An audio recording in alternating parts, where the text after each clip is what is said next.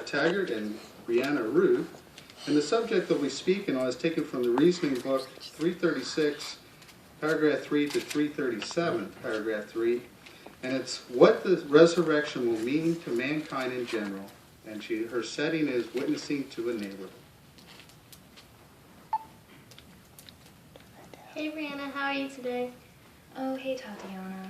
I'm kind of sad. See, my grandma just died, and I've been thinking, what if I never see her again? Oh Brianna, I'd just like to tell you how sorry I am for your loss, and I know it feels to lose someone so close to your heart.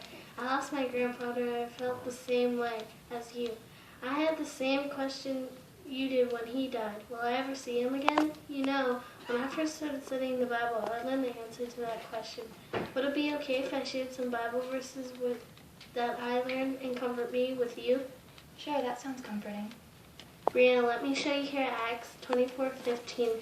This verse gives me hope that I will see my grandfather again. I hope it gives you hope too.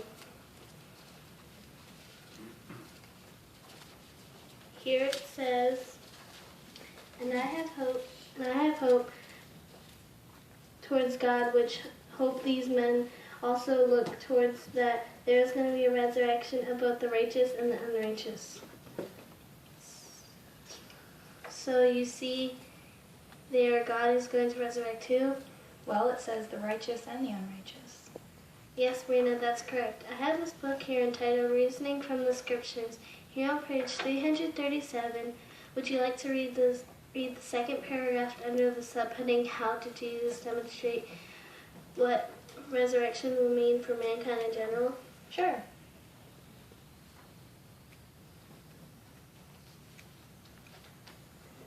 You said that was on page 337? Yeah. Okay. Here it says, Mark chapter 5, verses 35 to 42. Some men from the home of the presiding officer of the synagogue came and said, Your daughter died. Why bother the teacher any longer? But Jesus, overhearing the word being spoken, said to the presiding officer of the synagogue, Have no fear, only exercise faith.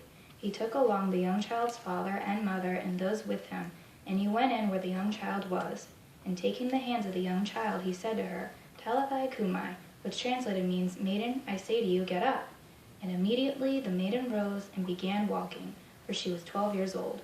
And at once they were beside themselves with great ecstasy.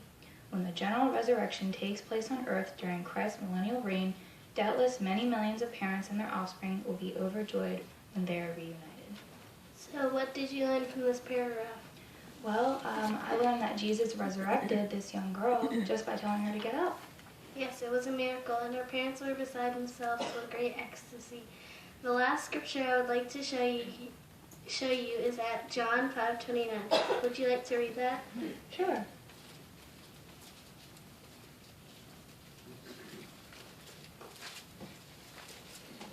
That was John 5:29? Yeah. Okay, here it says, And come out, those who did good things to a resurrection of life, and those who practice vile things to a resurrection of judgment. So here it says what? Well, it says there's going to be a resurrection for those who did good things, and a resurrection of judgment for those who practice vile things. That's absolutely right, Brianna, and I hope these scriptures give you comfort. Remember to try to always stay close to Jehovah and do what he says. Okay, well, thank you so much for showing me from the Bible about this resurrection, Tatyana. It really did help me feel a little bit better, and it really did comfort me. No problem. Would you like to come with me to a Bible meeting on Sunday to learn more? Sure, I'd love to.